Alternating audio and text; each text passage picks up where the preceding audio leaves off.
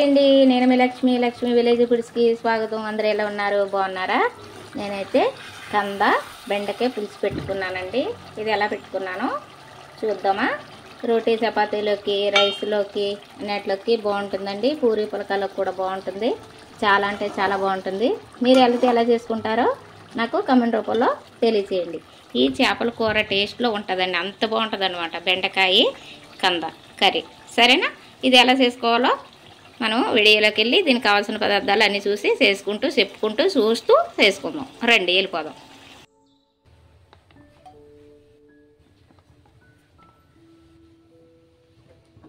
కొద్దిగా అల్లం వెల్లుల్లి పేస్ట్ వేసుకుందాం.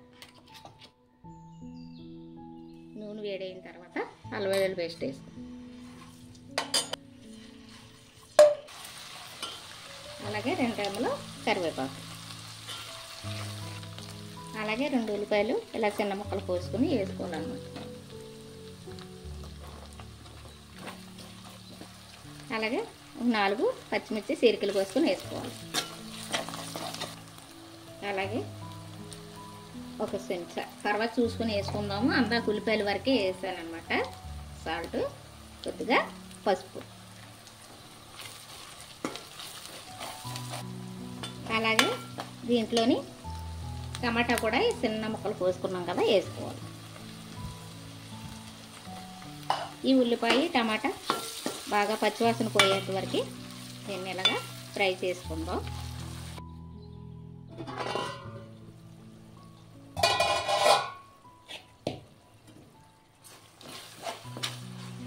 ఉల్లిపాయ టమాటా కూడా బాగా ఫ్రై అయిపోయింది కదండి, బాగా మగ్గిపోయింది. దీంట్లో ఇప్పుడు కంద ముక్కలు కడిగి పెట్టుకుని వేసుకోవాలన్నమాట. పొట్టు తీసుకుని కంద ముక్కలు కూడా బాగా మగ్గేదాకా మగ్గించుకుందాం.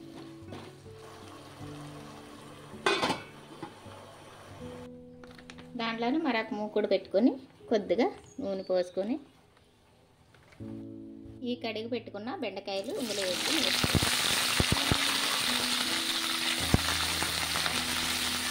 ఇలా వేసుకోవడం వల్ల జిగురు ఉండదన్నమాట. మనం పులుసులో వేసుకుంటాం కదా, కొంచెం కంద కూడా కొంచెం లైట్గా జిగురు అనిపిస్తే దాంట్లో బెండకాయ కూడా జిగురుగా ఉంటే బాగోదు కదా. ఇలా నూనెలో ప్రత్యేకంగా వేసుకుని దోరగా వేసుకుంటే పులుసులో జిగురు అనేది ఉండదు, రుచి కూడా బాగుంటుంది. ఇలా వేపేటప్పుడు బెండకాయల మీద మూత అనేది పెట్టద్దు. అట్లా మూత పెడితే జిగురు వచ్చేస్తుంది. ఆవిరికి మూత నీరు దిగి జిగురు వస్తుంది అన్నమాట.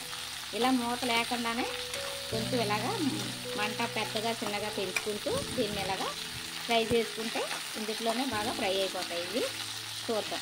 ఎంతో కాదు, 2 నిమిషాల్లో ఫ్రై అయిపోతాయి. ఫ్రై అయిపోయినాయండి. ఇలా ఫ్రై అయిపోతే చాలు. జిగురంతా పోయింది కదా, పొడిపోలాడుతూ ఉంటుంది జిగురు. అంతే. దీన్ని పక్కన పెట్టేసుకుని కర్రీలో వేసుకుంటాం.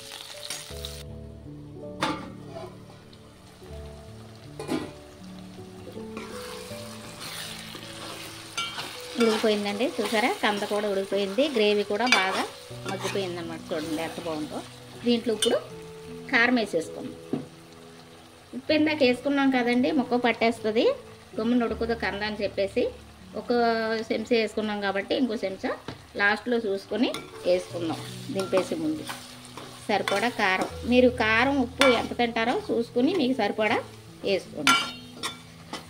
భలే ఉంది కదండి, చూస్తూ ఉంటాయి నోరు ఊరిపోతున్నట్టు బాగుంది. దీంట్లో ఇప్పుడు మనం ఇందాక మగ్గ పెట్టుకున్నాం కదా పక్కన బెండకాయ ముక్కలు, అవి వేసేసుకుంటాం.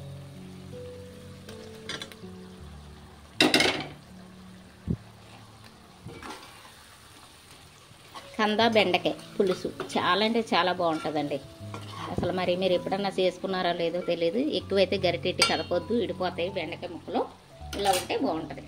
1 నిమిషం అలా మగ్గించుకుందాం. ఉప్పు కారం బెండకాయ ముక్కలకి ఈ కంద ముక్కలకి పడుతుంది అనమాట.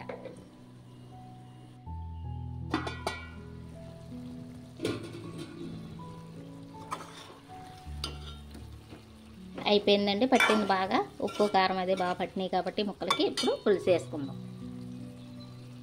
చింతపండు పులుసు మీకు నచ్చినంత, మీరు ఎంత తింటారో పులుపుని బట్టి మీరు తినేదాన్ని బట్టి వేసుకోండి. సరేనా?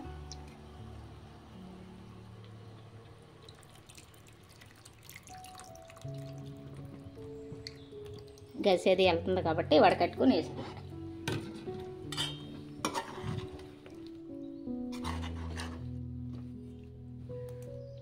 చూసుకుందాం ఉప్పు కారం పులుపు అన్నీ కూడా ఇప్పుడే చూసుకుందాం.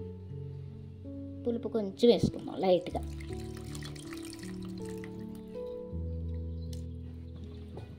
కారం సరిపోయిందండి, ఉప్పు చాలదు. ఉప్పు దింపే ముందు చూసుకుని వేసుకుందాం, ఎందుకంటే ముక్కలు పట్టేస్తుందని వేయట్లేదు. సరేనా? అంతేనండి. ఉప్పు కారం పులుపు మనం చూసుకుని ఎంత అవసరమో అంతా వేసుకోవాలన్నమాట. ఏ కర్రీ అయినా దగ్గరుండి చూసి వండాలండి, వండుకుంటేనే బాగుంటుంది. మనం పొయ్యి మీద పెట్టేసి ఆ పని చూద్దాం ఈ పని చూద్దాం అని వెళ్తే కూర అయితే కుదరదనమాట. మనకు టేస్టీగా రావాలంటే దగ్గరుండి వండుకోవాలి.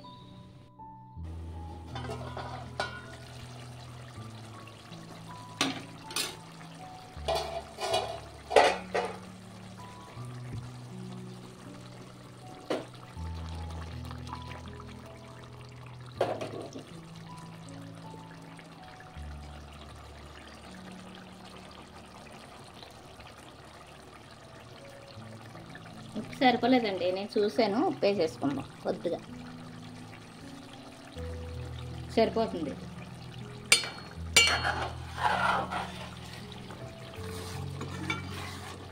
అంతే అండి, అయిపోయింది. కంద బెండకాయ పులుసు ఎలా ఉందండి? చేపల పులుసు లాగా ఉందా? అసలు చూడాలనిపిస్తుంది కదా. నోరు ఊరిపోతుందా మీకు? నాకైతే నోరు ఊరిపోతుందండి చూస్తుంటే. అంతే అండి, అయిపోయింది. ఈ కంద బెండకాయ పులుసు నేను చేసే విధానం అంతా కూడా నేను మీకు చూపించాను. నచ్చిందా మీకు? ఎలా చేశానో అన్నీ కూడా మీకు క్లారిటీగా చెప్పాను కదా, చూపించాను కూడా. నచ్చింది అనుకుంటున్నాను. ఈ కంద బెండకాయ పులుసు నచ్చితే లైక్ చేసుకోండి, షేర్ చేసుకోండి, సబ్స్క్రైబ్ చేసుకోండి. పక్కనే ఉన్న బెల్ ఐకాన్ని కొట్టండి. బాయ్ అండి.